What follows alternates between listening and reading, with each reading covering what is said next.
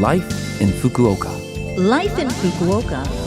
Life in Fukuoka. This program is brought to you by Fukuoka City. Good morning, and thank you for listening to Life in Fukuoka on Love FM with me, Colleen. This program is just a short show to share with you tips on how to live in Fukuoka City more comfortably, as well as give you information from the city and things to do when you're out and about. For all of that, make sure you tune in every Monday morning for Life in Fukuoka in English. Life in Fukuoka.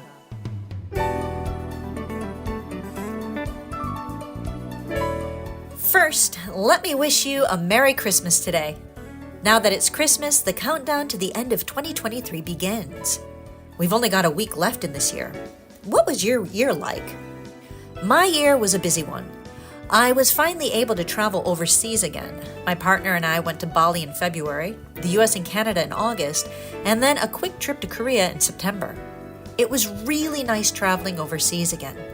Speaking of overseas, we had quite a few guests from overseas visiting us this year. My partner's family and friends came in the spring, just in time for the Hanami season. We had a full house, and were busy every minute of every day, having a great time with them. We also had my partner's childhood friend come over with his girlfriend this past autumn. It was her first time to Japan, and we helped my partner's friend propose to his girlfriend. It took a bit of planning, but the weather cooperated with us, and he was able to propose at an outlook over the Aso area. She said yes, so all's well that ends well. Well, going back to the end of the year, what are your plans for Omisoka, the last day of the year? You have to eat toshikoshi soba, of course. On the 31st of December, it's customary to eat soba, but the soba is called toshikoshi soba or crossing the year soba. Soba is a traditional food in Japan, but when you eat it on the last day of the year, it represents the wish to live a long life, like soba, and for family ties to last a long time.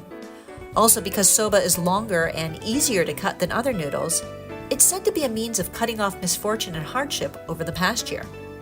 I personally like having toshikoshi soba with some tempura shrimp to add some extra long life wishes. Usually there are shrimp or prawn in osechi, the traditional New Year's dishes in Japan. Shrimp is a symbol of longevity because of its beard and curved back, like an elderly person, and I always figure that it can't hurt to add it to soba. I personally like to buy a nice pack of soba and the tempura shrimp at Bon Repas, as it seems like a fancy supermarket, and make my soba at home for a relaxed evening. Actually, it is pretty common to count down to the new year with a relaxed family reunion at home. However, some people do go out to visit temples on New Year's Eve. At temples, the Joya no Kane, or bell-tolling ceremony, is held where a bell is rung 108 times to extinguish all worldly desires. At some temples, visitors can even try their hand at ringing the bell. If you plan on visiting some shrines, it's said that if you visit shrines on both New Year's Eve and New Year's Day, you'll receive double blessings. In some places, amazake or sweet sake is served to visitors. You should generally expect large lines at both shrines and temples, so be prepared for cold weather if you've got to stand and wait to get in. If staying at home quietly or going to a temple isn't quite your idea of how to spend New Year's Eve, you could join the many people who stay up all night to watch the first sunrise of the new year.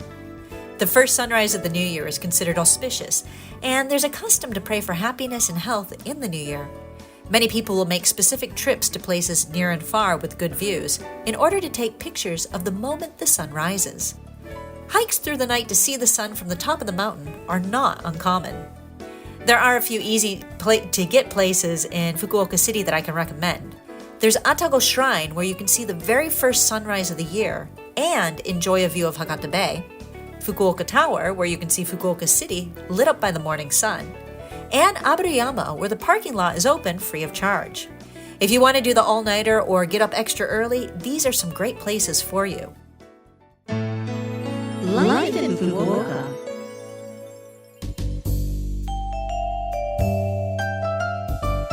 Well, I hope you learned a bit about the habits and customs of a Japanese New Year's Eve this morning. What do you think you'll do? All right, this is the last broadcast of Life in Fukuoka in English for 2023. So, I want to say thank you very, very much for tuning in this year. Next year I'll be back on again, wishing you a happy new year on the 1st. So, until then, that's me, DJ Colleen, signing off today, Monday, December 25th. Have a great new year!